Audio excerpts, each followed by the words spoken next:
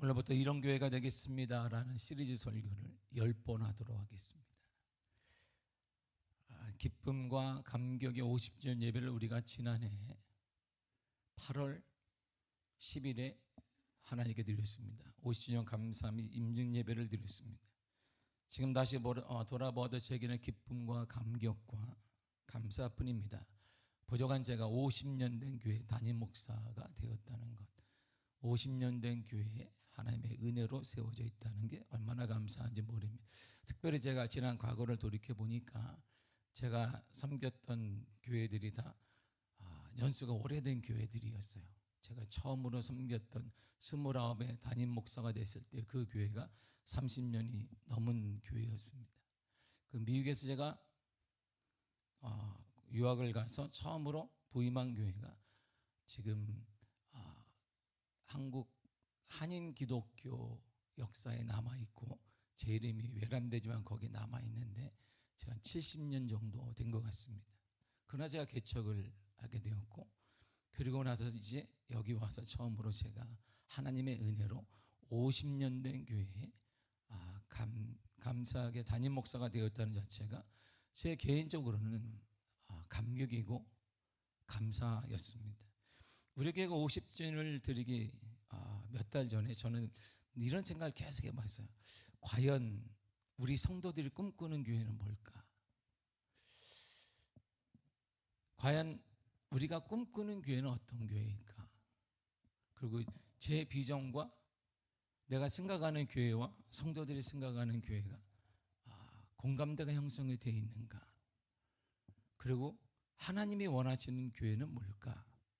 이 지역에 하나님이 50년 동안 강북구에서 하나님이 우리 교회를 생존해 시켰다면 분명한 뜻이 있고 원하시는 교회상이 있을 것인데, 우리가 강남에 있는 것도 아니고 우리가 지방에 있는 것도 아니고 우리가 저 제주도에 있는 것도 아닌데, 그렇다면 이 서울의 강북에 있어서 50년 동안 우리가 예배를 드렸다면 주님이 원하시는 교회는 있을 것이고, 그리고 담임으로서 내가 꿈꾸는 교회도 있고 우리 성도가 꿈꾸는 교회는 뭘까? 이걸 깊이 생각하면 50년을 맞이하면서 제가 여러분들에게, 성도 여러분들에게, 그러면 여러분들이 원하는 교회가 뭐냐? 그래서 쪽지를 우리가 한 달 가까이 썼단 말이에요. 여러분들이 쓰고, 여러분들이 넣고, 통에 넣고, 또 쓰고, 통에 넣었어요. 저와 여러분들의 생각을 다 모아서 10가지로 요약 정리를 했습니다. 그래서 우리는 50주년을 맞아 이런 교회가 되겠습니다 라는 신앙 고백과 같은 믿음의 고백을 우리가 여러분들의 의견을 잘 다듬어서 만들었습니다. 그리고 우리의 고백이 우리 속에서 끝나면 안 된다고 생각을 해서 신문에 2번이나 광고를 냈습니다. 거창하게 담들이가 또 50주년이면 50주년에 화려하게 낼 텐데 우리는 그런 게 아무것도 없었습니다. 교회 50주년 감사 예배, 그 대부분의 많은 수가, 대부분의 지면이 뭐였냐면 이런 교회가 되겠습니다. 이게 10가지 실었어요. 그리고 담임 목사 소개도 없고 임직자 소개도 없고 아무것도 내지 않았습니다. 단지 신문 2번이나 내면서 우리가 50주년 감사 예배 및 임직 예배, 임직 은퇴 예배 해놓고 바로 거기다가 교회 그림 하나 딱 놓고 뭐 하자는 거야? 그럼 여기 임직자는 누구이며 담임 목사는 어떻게 이력 그런 거 하나도 넣지 않았습니다. 이런 교회가 되겠습니다 하고 10가지를 쭉 실어놨어요. 그게 광고의 전부였습니다. 그걸 한 번 내고 또 한 번은 다른 디자인으로 동일하게 냈습니다. 주 메인이 뭐였냐면 이런 교회가 되겠습니다 했어요. 그리고 26년을 우리가 맞으면서 주님께서 우리에게 적과 꿀이 흐르는 곳으로 인도해 주시겠다라고 약속하시며 손을 잡고 계십니다. 그리고 영역의 풍성함과 풍부로 가득한 곳으로 인도해 주실 것을 믿습니다. 그 땅, 주님께서 올해 우리에게 약속해 주신 그곳을 가기 위해 우리는 10가지 고백을 이제 살아내야 합니다. 외침이 아니라 삶으로 살아내야 돼요. 우리가 살아낼 때 주님이 약속하신, 하나님이 약속하신 그 땅, 그 적과 꿀이는 그 땅으로 하나님이 선한 방법으로 인도하시며 영육을 누리게 하여 주실 것입니다. 그 첫 번째 고백이 이것입니다. 다 같이 한번 읽도록 하겠습니다. 다 같이 읽도록 하겠습니다. 시작. 예배가 모든 것의 중심이 되는 교회가 되겠습니다. 아멘. 이게 첫 번째였어요. 10가지 첫 번째가 뭐냐면 예배가 모든 것의 중심이 되는 교회가 되겠습니다. 우리가 꿈꾸는 교회는 예배가 모든 것의 중심이 되는 교회입니다. 우리가 원하는 교회는 예배가 모든 것보다 중심에 있는 교회입니다. 우리가 주님의 은혜로 온전한 교회가 되는 것은 예배 중심 교회입니다. 우리가 원하고 꿈꾸는 교회는 모든 활동과 모든 프로그램보다 예배가 우선시 되어지고 생명력 있는 예배가 드려지게 되고, 예배를 통해 지친 영혼이 회복되어지고, 예배를 통해 치유되어지며, 예배를 통해 하나님의 은혜와 다시 일어날 용기를 얻는 교회를 꿈꾸고 있는 것입니다. 우리가 원하는 교회는, 주님께서 원하시는 교회는 바로 예배를 드리는 교회예요. 참 예배, 주님이 원하시는 우리의 예배가 아니라, 우리만의 리그가 아니라, 우리가 생각한 것이 아니라 주님이 원하시는 그 예배를 우리가 오늘날 드리는 것입니다. 2000년 전에 주님이 원하셨던 그 예배를 오늘날 이 시간에 우리는 드려야 된다는 것입니다. 하여튼 왜 우리는 첫 번째로 예배가 중심이 되는 교회를 꿈꾸었을까요? 그렇다면 믿음의 사람에게 예배는 무엇일까요? 예배는 단순한 의식이 아닙니다. 하나님과 관계를 새롭게 하는 것이고, 우리의 삶 전체를 하나님께 드리는 방향에 우리 인도하는 삶의 원리가 바로 예배입니다. 예배가 중심이 될 때 교회는 사람의 힘이나 조직으로 움직여지는 것이 아닙니다. 오직 하나님의 임재를 경험하게 되는 것이고, 하나님의 은혜를 체험하는 공동체로 자라게 되는 것입니다. 사랑하는 성도 여러분, 제가 누구에게만 참다운 부흥이 뭘까요? 수가 늘어나는 게 부흥이 아닙니다. 진정한 부흥은 하나님의 거룩한 임재를 경험하는 것입니다. 예배가 온 하나님의 임재를 경험하는 것, 하나님을 만나게 되는 것, 진정한 부흥의 원리인 것입니다. 예배는 모든 것의 시작이며 모든 것의 목적이며 삶의 스타일입니다. 예배를 통해 하나님과의 깊은 교제가, 관계가 회복되어지고, 서로의 관계가 우리가 회복되어지며, 이 땅의 어두움에 빛을 비추는 공동체로 우리가 자랄 수 있는 힘은 바로 예배를 통해 일어나게 되는 것입니다. 살아서 우리는 예배자입니다. 우리는 지도자 그런 거 아닙니다. 우리는 배우는 자 그런 것도 아닙니다. 우리의 원이름은 예배자입니다. 그럼 우리는 예배와 함께 존재하며, 우리에게 예배는 생명과 같은 것입니다. 실패자이자 버려진 사람의 이야기가 오늘 본문에 나옵니다. 이 사람의 특징을 성경은 3가지로 말해요. 첫째, 사마리아 여인이었다, 이렇게 말합니다. 유대인과 사마리아 사이에는 깊은 갈등이 있습니다. 사마리아인은 유대인들이 이방인과 사마리아인들이 섞여 있기 때문에 경멸의 대상이었어요. 정통 혈연을 유지해야 되는데, 이들이 이방인과 섞여 있다, 하나님의 율법을 무시하고 이방인과 제도와 결혼 관계를 통하여서 피를 같이 나누었다. 그래서 경멸의 대상이었습니다. 그래서 대부분의 유대인들은 사마리아인을 만나는 것뿐 아니라 그들이 살고 있는 지역도 들어가지 않았습니다. 만약에 우리가 이방인들의 지역인 강북구가 이방인들의 지역이라면, 강북구청에 일이 있는데 어디로 가 고민하다가 저기 노원구로 갔다가 빙 돌아가지고 어떻게 안 되면 헬리콥터 타고 떨어지든지 이런 거예요. 왜? 싫다 이란 말이에요. 보는 자체도 싫고, 그 동네 지나가는 것도 싫고, 그 동네에서 아이스크림 하나 사 먹는 것도 싫고, 꼴 보기 싫다 이란 말이죠. 이게 유대인들의 사고예요. 4절을 쉬운 성경을 한번 읽도록 하겠습니다. 시작. 갈릴리로 가려면 사마리아 지방을 거쳐 가야만 했습니다.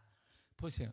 갈릴리로 가기 위해서는, 예루살렘에서 갈릴리로 가면 사마리아 지방을 거쳐야 되는데, 유대인들은 그걸 용납하지 않았어요. 그러니까 직진은 안 되면 삥 돌아가는 것입니다. 시간이 걸려도, 물질이 들어도, 에너지가 더 들어도 돌아가는 것입니다. 사마리아를 통과했지만 유대인들은, 사마리아인은 율법을 어긴 사람들이고, 그리고 선택받지 못한 이방인들과 함께 결혼 등의 그런 관계를 통해 혈연 관계가 되었기 때문에 인간이 아니라고 보았습니다. 저것들은 인간이 아니야. 그래서 이들은 멀리 돌아가면 했습니다. 그런데 예수님은 의도적으로 사마리아로 가셨어요. 거기서 한 여인을 만나게 되었습니다. 그게 사마리아 여인이에요. 본문에 나오는. 두 번째가, 이 여인은 성적으로 문란한 여인입니다. 남편 5명이 있었어요, 예전에. 지금도 남자하고 사는데 남편이 아니에요. 그냥 보이프렌드예요. 보이프렌드. 어떤 이유인지 결혼과 이혼을 반복했습니다. 그리고 남자친구가 지금 동거 중입니다. 삶에 만족이 없어요. 이 사람 저 사람 만나봐서 만족이 없습니다. 순간적인 기쁨이 아니에요.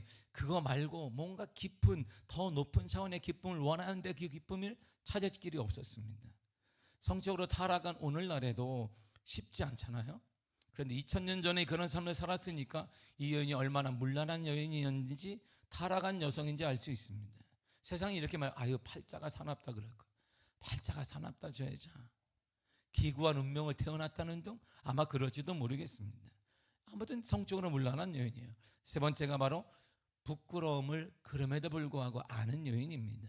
이런 문란한 생활을 하는 여인이었지만 자신의 행위에 대해서 부끄러워할 줄 알았습니다. 그래서 그녀는 제6시 즉 낮 12시에 물을 얻기 위해서 마을 중앙에 있는 우물에 갔습니다. 낮 12시에는 아침 동안 열심히 여행을 하거나 일을 하고 나서 대개 휴식을 취하는 시간입니다. 유대인들이. 그리고 그 시간에는 중동지방 햇빛이 뜨겁기 때문에 활동하지 않습니다. 그런데 아무도 나오지 않고 활동하지 않고 있을 때 집에 있어야 될 그 시간에 이 여인이 자신의 행위를 부끄럽게 생각해서 몰래 나왔어요. 영적으로 소외된 여인 사마리아인입니다. 육적인 만족을 느끼지 못하는 여인입니다. 그러면서 영적인 삶으로 부끄러움과 자기감에 빠진 여인이 바로 오늘 본문의 이 여인이에요. 사회적으로 영적으로 실패하고 버려진 인생하는 사마리아 여인을 예수님이 떡하니 나타냈어요. 그리고 그녀를 예배자로 부르셨습니다. 예배자로 불렀어요. 20절과 21절을 다 같이 읽도록 하겠습니다. 시작. 우리 조상들은 이 산에서 예배하였는데 당신들의 말은 예배할 곳이 예루살렘에 있다 하더이다. 예수께서 이르시되 여자여 내 말을 믿으라. 이 산에서도 말고 예루살렘에서도 말고 너희가 아버지께 예배할 때가 이르리라. 아멘. 주님의 포인트가 뭐냐면 여자야 내 말을 믿어야 돼. 내 말을 믿는데 여기가 아니야. 예루살렘도 아니야. 그리심산도 아니야. 그 산 아니다는 거예요. 예배는 장소에 제한되지 않는다는 뜻입니다. 지금도 예배가 장소에 제한된다면 우리 모든 이 시간에 다 예루살렘에 가서 예배를 드려야 돼요. 예루살렘 우리가 예배 그렇다면 여전히 거기가 주님이 원하시는 예배 장소로 한다면 한 대번 갔다 우리는 다 알고지 되는 거예요. 이게. 거기 가려면 얼마나 비싸겠어요. 지금 비행기 값도 내야지. 그리고 일도 팽개쳐야지. 한 달만 갔다 오면 우리는 다 거리에 나자빠져 앉아 있어야 돼요. 그럴 돈도 없고. 예루살렘에 제한되는 것이 아닙니다. 그러나 예수님이 그렇게 말씀하시는 게 아니에요. 진정한 예배는 성령의 임재와 예수님의 죽음과 부활을 통해 새로운 언약이 세워질 때 가능하다라고 말씀하셨습니다. 어느 장소에 있든 성령의 임재하는 그곳, 예수님과 부활을 통해 새로운 언약이 체결된 그곳, 하나님의 자녀가 된 그곳, 거기가 바로 예배 장소예요. 구체적으로 말하면 참된 예배는 의식이 아니라 마음의 영과 진리의 문제입니다. 그래서 주님이 이렇게 말씀하셨습니다.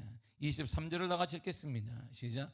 아버지께 참되게 예배하는 자들은 영과 진리로 예배할 때가 오나니 곧 이때라. 아버지께서는 자기에게 이렇게 예배하는 자들을 찾으시느니라. 아멘. 때가 올 거야. 어느 때? 참다운 예배는 어느 때예요? 영과 진리로 예배할 때가 참다운 예배이고 그렇게 드리는 자들을 찾고 있다 이런 말입니다. 예나 지금이나 영과 진리로 예배하는 자들을 주님은 찾고 있다 이런 말. 다 예배 드리는데 그렇지 않다 이런 말입니다. 우리의 예배가 더도 예배 드리는데 주일 성수했는데 그렇지 않다 이런 말입니다. 영과 진리가 아닌 예배는 다 가짜라 이런 말이야. 정확히 말하게 되면 우리가 함께 모여서 찬양하고 손들고 할지라도 영과 이 진리를 드리지 않는 예배자들은 의미가 없다 이런 말이죠. 이처럼 예배는 물리적, 환경적, 감정 등에 제한받지 않습니다. 예배는 하나님과 더 깊고 개인적인 관계를 추구하도록 우리를 초대하는 거예요. 이러한 예배는 예수님과의 만남으로부터 시작하는 것입니다. 예수님과의 만남으로부터 예수님을 만나면 이런 완전한 변화가 일어나거든요. 로마서 13장 12절을 보겠습니다. 시작. 밤이 깊고 낮에 가까웠으니 그러므로 우리가 어둠의 일을 벗고 빛의 갑옷을 입자. 아멘. 밤은 끝나는 거, 어둠은 시작됩니다. 밤은 끝나고 어둠은 사라진다는 말이에요. 빛의 시대가 온다 이런 말입니다. 빛은 바로 예수 그리스도를 말하는 거 아니겠어요? 빛이 어둠을 사라지게 하듯 이제 우리가 내 실패와 갈등과 고통과 어려움과 영적인 모든 단절은 사라지고 영이 사는 구원의 시대가 도래한다 이런 말입니다. 육이 회복되어지고 치유되는 축복의 시대가 온다 이런 말입니다. 누가? 예수 그리스도를 만나게 된 말이에요. 그러므로 예배의 시작은 예수 그리스도의 만남으로부터 가능한 것입니다. 예배의 부흥은 예수님의 거룩한 임재를 경험하는 것입니다. 눈이 말하지만 우리의 부흥은 술을 말하는 게 아닙니다. 기독교의 참다운 부흥은 거룩한 임재를 경험하는 것, 하나님의 거룩한 임재를 경험하는 것입니다. 예수의 살아계심을 경험하고 확신하는 것입니다. 주님은 살아계시구나. 할렐루야. 이게 참다운 부흥인 것이. 참된 예배, 진정한 예배는 예배 속에서 살아계신 예수 그리스도를 경험하는 것입니다. 그분의 사랑을 느끼게 되고 그분의 사역에 동참하게 되는 것이고 그분께서 죽으시면서까지 베푸신 은혜를 깨닫고 고백하는 것입니다. 그래서 예수님은 영적으로 소외된 사마리아 지역에 환경적 윤리적으로 멸시받는 여인에게 찾아오시 그녀를 참 예배자로 부르신 것이에요. 오늘 우리의 환경이 연약할 수 있습니다. 어려울 수 있습니다.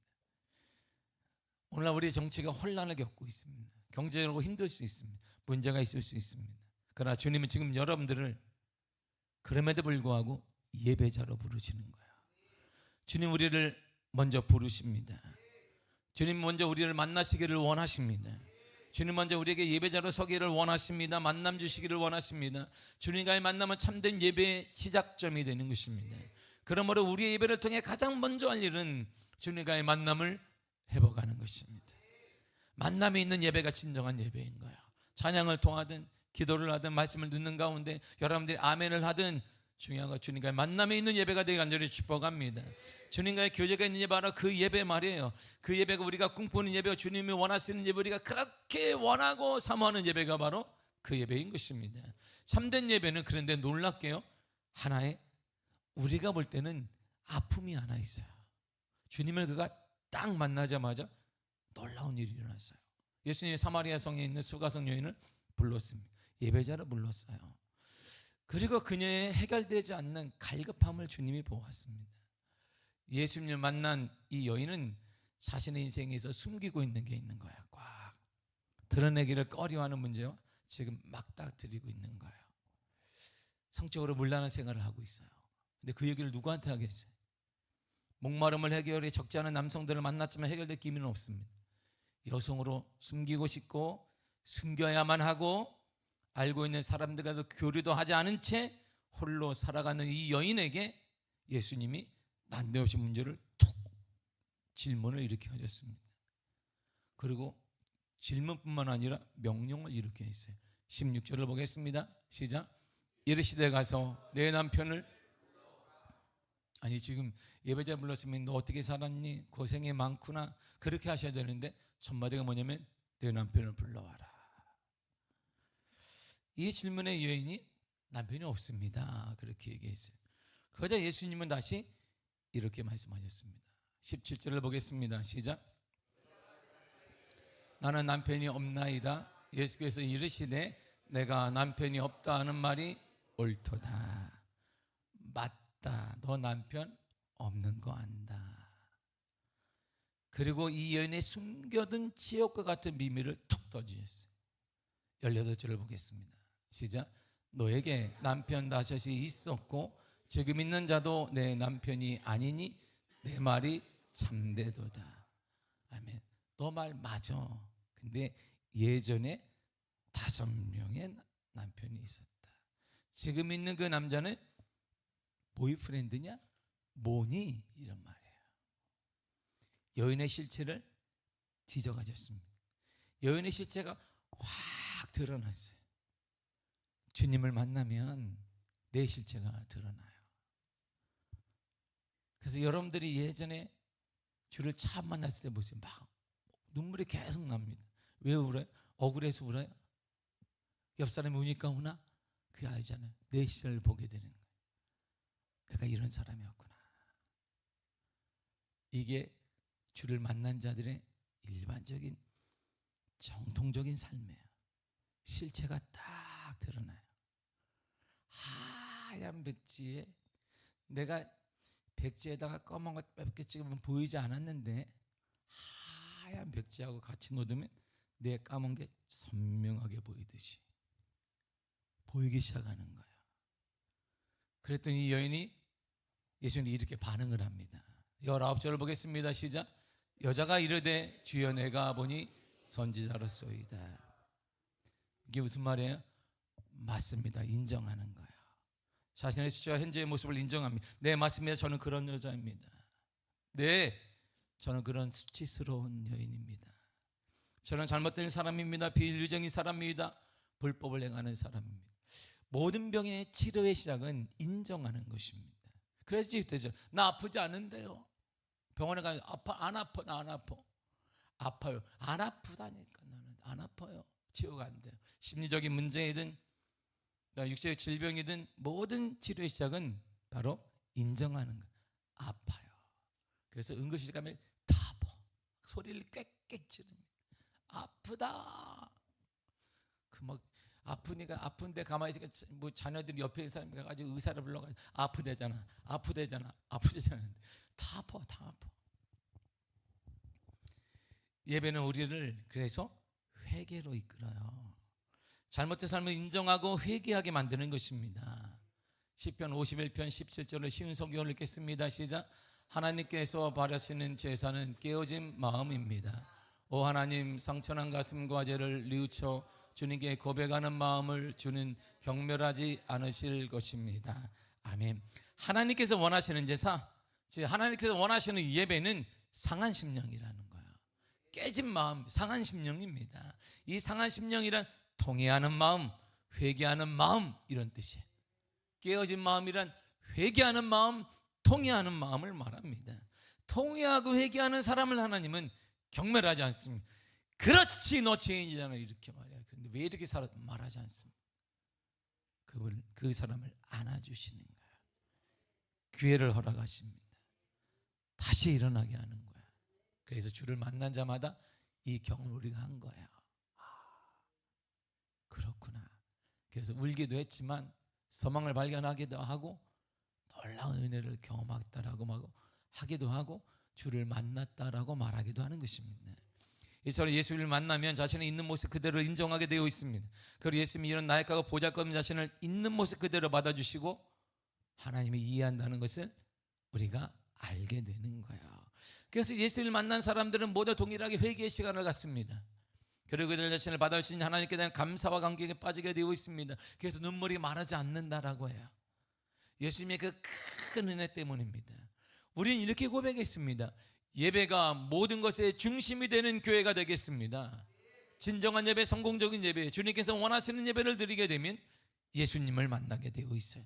예수님을 통해 자신의 모습을 그리고 직면하게 되어 있습니다. 여러분, 자신의 모습을 객관적으로 볼 줄 아는 사람이 발전할 수 있는 것이, 나는 괜찮아, 발전이 없습니다. 자신의 있는 모습을 그대로 볼 수 있는 그 사람, 우리 가정을 그대로 볼 수 있는 그 사람, 우리 사업체를 그대로 볼 수 있는 그 사람이 바로 발전이 있는 것이. 여러분들 모르겠지만 저는 매년마다 이 지역에 있는 교회다 우리 교회를 평가하고 있습니다. 제가 와서 매년마다 하는 게 그거예요. 저는 10가지 사항을 해서 매번 점수를 매깁니다. 이 지역에 있는 모든 교회들, 내가 방문할 수 있는 교회들을 만나고 목사님들을 만나고, 그리고 제가 했던 일이 우리 교회도 맨날 10가지 해서 점수를 매겨요. 예전에 제가 처음 와서 우리 교회가 3점이었어요. 내 기준에 따라. 지금이 8점까지 올라갔습니다. 뭐 하는데 3점이라고 하면 좌절할 게 아니라 부족한 부분을 제가 계속 그걸 강조한 것이, 그걸 하면 채우는 것입니다. 그래서 제가 점수를 올린 거예요. 그래서 지금도 매년마다 저는 점수를 매겨요. 우리 교회뿐만 아니라 다양한 교회들의 점수를 매깁니다. 그래 우리 교회가 발전할 수 있고, 괜찮지 뭐 먹고 사는 데 지장이 없지, 우리 교회는 뭐 이런 게 아닙니다. 그래야 발전할 수 있는 거예요. 발전이 가능합니다. 주를 만난 자마다 왜 성숙할 수 있을까요? 자신을 객관적으로 보기 때문이에요. 그것이 아픔이든 장점이든 상관없이 객관적으로 볼 수 있는 그 사람이 발전할 수 있는 것이, 우리의 좋은 것이든 나쁜 것이든 정확히 볼 수 있는 그 사람이 성장하며 성숙할 수 있게 되는 것입니다. 실망하지 않습니다.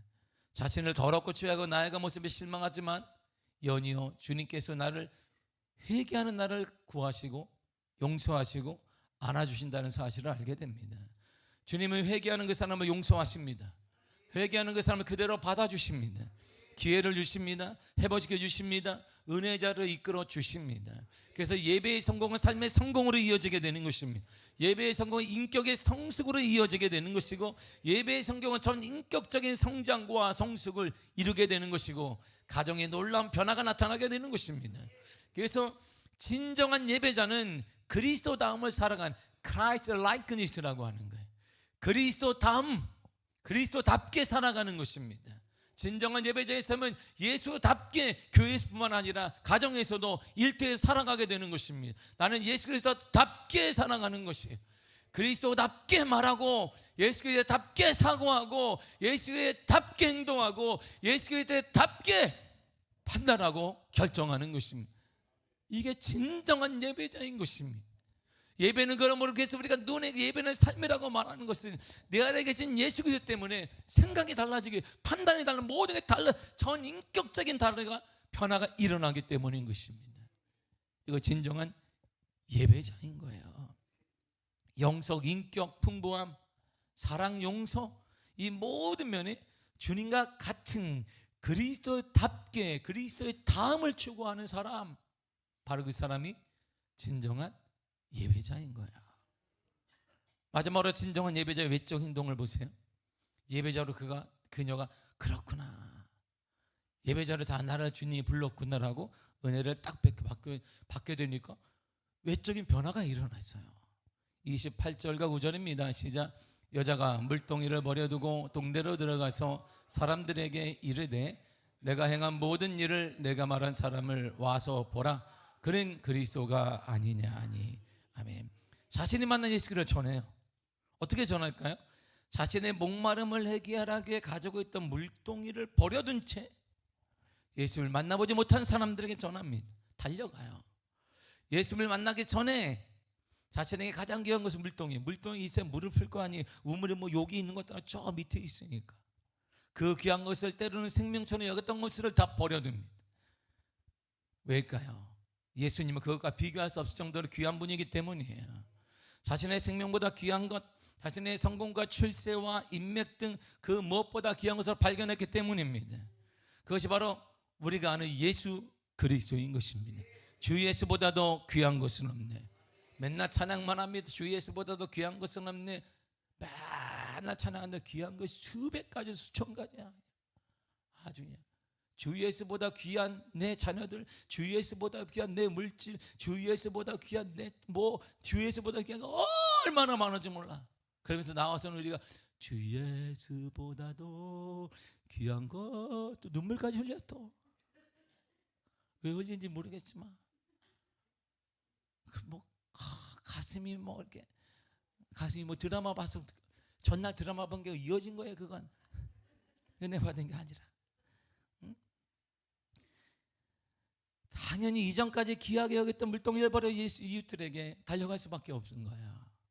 예수에 대해 낯설고 영적으로 타락한 사마리아인들에게 자신이 만난 예수를 전하던 사람들이 놀랍게 반응을. 그 전까지 이 여인이 어떤 여인? 죄진 여인. 아유, 상대할 기구한 여인. 저런 나쁜 여인. 사람들이 상대도 안 했어요. 또한 이 여인은 자신의 과거를 알고 있을까봐 사람들이 꽁꽁 자신을 숨겼습니다. 근데 그 여인이 한마디를 딱 던졌어요. 예수를 말하게 되니까 동네 사람들이 이렇게 반응한 거예요. 30절을 보겠습니다. 시작. 그들이 동네에서 나와 예수께로 오더라. 아멘. 이게 어떻게 일어난 거야? 전하면 그분이 하십니다. 예수를 동네 사람들에게 소개하고 말할 때 이 여인을 보세요. 외적 환경이 변화됐을까요? 똑같아. 외적 환경이 변화된 게 없습니다. 여전히 보이프렌드는 집에 있어요. 보이프렌드 헤어졌다는 말이 없어요. 여전히 똑같습니다. 아마 이후에 결단했겠지만, 근데 우리는 보세요. 환경을 탓하고 지금 이 모습 때문에 안 되고 좀 더 나아지면 전해야 되지 않을까, 성공하면 되지 않을까, 간증거리가 있어야지 이렇게 전해도 먹히지 않겠습니까? 맞습니다. 어쩌면 더 효과적인 전도 방법이 될 수 있습니다. 여러분들이 성공하라고 하는 물질이 있거나 이렇게 잘 갖춰지면 좀 더 나을 수도 있습니다. 그러나 이런 외적 환경은 전도를 위한 복음 전하며 필수 조건이 아니란 말입니다. 있으면 좋지만 없다고 안 되는 게 아니다 이런 말입니다. 우리는 내가 만난 예수를 그대로 전하기만 하면 되는 것입니다. 우리에게 필요한 것은 예수 그리스도의 진정한 만남인 것이고, 예수님은 우리에게 이렇게 명령하셨습니다. 마태복음 28장 19절 20절입니다. 시작. 그러므로 너희는 가서 모든 민족을 제자로 삼아 아버지의 아들과 성령의 이름으로 세례를 베풀고 내가 너희에게 분부한 모든 것을 가르쳐 지키게 하라. 아멘. 여러분, 주님이 여기 있다. 넌 성공하거든, 제 아들아 너희들이 성공하거든, 뭘 얻거든, 탁월한 지식을 갖거든, 네가보다 뛰어나거든, 이런 말이 없습니다. 그냥 가서 모든 것을 가르치고 지키게 해라. 그 다음에 볼지어다 세상 끝날까지 내가 너희와 항상 함께 있으리라 그랬어요. 하면 내가 한다. 하면 가르치고 복음을 증거 가르쳐야 합니다. 복음을 지키게, 누구에게? 모든 민족의 우리 자녀들에게, 이웃들에게, 예수 그리스도를 모르는 사람들에게 복음을 전해야 되는 것입니다. 결론적으로 우리 예배에 가장 필요한 것이 뭐냐? 이게 주님이 오늘 말하고자 하는 결론이에요. 24절 읽겠습니다. 시작. 하나님은 영이시니 예배하는 자가 영과 진리로 예배할지니라. 잘 보세요. 다 빼고 하나님은 영이시니 예배하라 이렇게 나와요. 자, 그러니까 하나님은 영을 예배해요. 영이신 하나님 우리가 예배해야 돼요. 그럼 영은 안 보인단 말이에요. 그러니까 안 보이는 영적인 존재이신 하나님께 예배하기 위해서는 필요한 게 뭐다? 영이 필요하고 진리가 필요하다 이런 말이에요. 하나님은 영이시다. 하나님은 영이시다. 이번은 이게 본성입니다.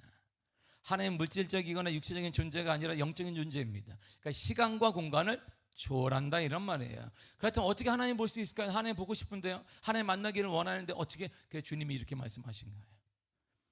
요한복음 1장 18절입니다. 시작. 본래 하나님을 본 사람이 없으되 아버지 품속에 있는 독생하신 하나님이 나타내셨느니라. 아멘. 그러므로 그리스도를 만나면, 예수를 만나면 하나님을 만난 것입니다. 예수님을 통해 구원을 받았다. 하나님을 통해 구원을 받은 것입니다. 예수님이 된다고 하시면 하나님이, 천지주이신 하나님이 허락하신다 이런 말인 것입니다. 그래서 예수님이 내 믿음대로 될지어다 말씀하셨어요. 그러니까 유대인들이 볼 때 이게 어떻게 그런 말을 해? 죄사함 받으니까 어떻게 그러면 하나님이 하셔야 되는데 몰라서 그런 것이에요. 예수를 만난 자가 하나님을 만난 것인데, 예수의 말이 하나님의 말씀이신데, 그러니까 예수님이 된다 하시면 되는 것입니다. 시대가 아무리 힘들다 된다 하시면 된다 이런 말이에요. 그럼 우리 예수님을 만나는 역사가 우리 가운데 필요한 것이에요. 하나님은 영이시니까 우리의 예배는 당연히 영과 진리로 드려야 돼요. 영으로 예배해야 됩니다. 우리의 영은 우리의 내면, 마음과 정신을 의미합니다. 예배는 단순히 입술로 찬양하고 손들고 찬양하는 거 아닙니다. 그렇다고 아멘을 작게 하지 마시기를 바랍니다. 할렐루야.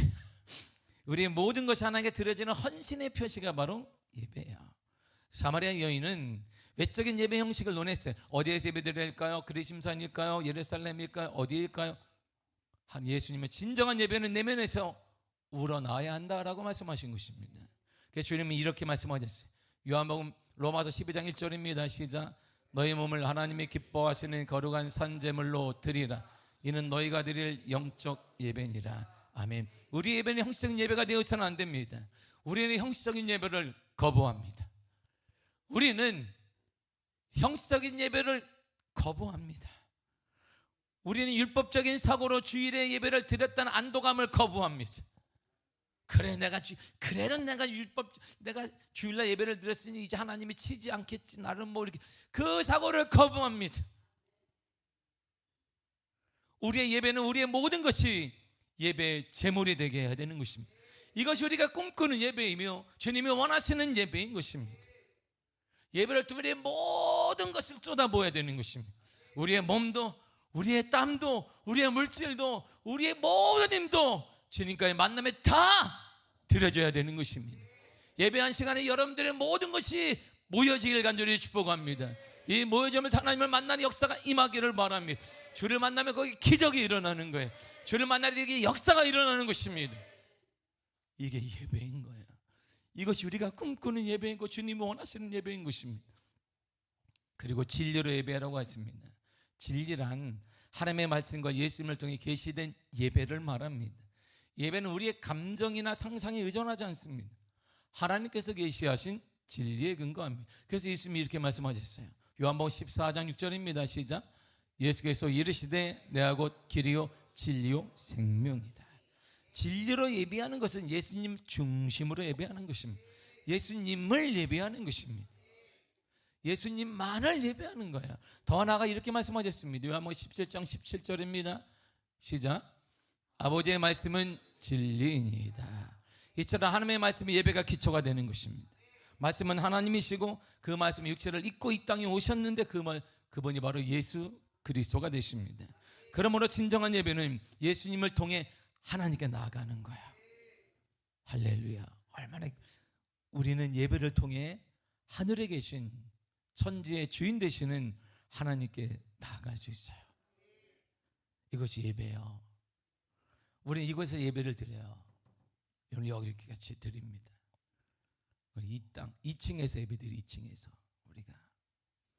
근데 그 예배를 통해 저 하늘에 계신 하나님께 우리가 나아갈 수 있는 거예요. 우리의 기도가 계시록에 보면 향이 된다 그랬어요. 우리가 기도할 때 향이 되어서 천사가 그걸 하나님께 올려드린다고 했습니다. 이처럼 우리의 예배를 통해 우리의 삶과 영적 육체의 삶의 모든 것들이 하나님께 올라가는 거예요. 하나님께 나아갈 수 있습니다. 얼마나 감격이에요. 하나님을 만날 수 있고 하나님을 볼 수 있고 하나님을 체험할 수 있는 거예요. 우리 예배를 통해 이런 기적과 은혜가 일어날 것입니다. 마가복음 10장 27절입니다. 시작. 예수께서 그들을 보시며 이르시되 사람으로는 할 수 없으되 하나님으로는 그렇지 아니하니 하나님으로서는 다 하실 수 있느니라. 아멘. 말씀에 기초한 예배를 통해 우리는 하나님께 나아갈 수 있습니다. 하나님 앞에서는 우리의 모든 것들을 하나님이 다 아십니다. 여러분들의 눈물, 여러분들의 고통, 여러분들의 상처, 여러분들의 모든 하나님이 다 아십니다. 그리고 참된 예배자의 삶 속에 하나님은 개입하시는 거예요. 여러분의 삶에 개입하십니다. 개입하셔서 우리가 할 수 없는 것들을 친히 하시고 해결해 주십니다. 사랑하는 성도 여러분, 그러므로 예배는 기적이며 예배는 소망인 것입니다. 예배는 감격이며 예배는 변화이며 예배는 기쁨이 되는 것입니다. 참담 예배자가 되어서 우리가 꿈꾸는 그 교회, 우리가 주님이 원하시는 그 교회의 가장 중심은 예배인데 예배를 통하여서 참다운 기적과 은혜가 여러분의 삶에 드러나기를 축복합니다. 하나님의 역사가 반드시 임하게 될 것입니다. 예배는 기적입니다. 예배는 하나님 만나는 통로이며 소망이 되는 것입니다. 예배는 감격입니다. 예배는 기쁨이며 변화인 것입니다. 2025년 26년도에 여러분들의 참다운 예배자가 되어서 감격과 변화를 통해 여러분들의 삶의 변화가 나타나고 자녀들의 변화가 나타나고 하나님과 영적 교제가 깊어지는 역사가 나타나는 줄을 축복합니다. 기도하겠습니다.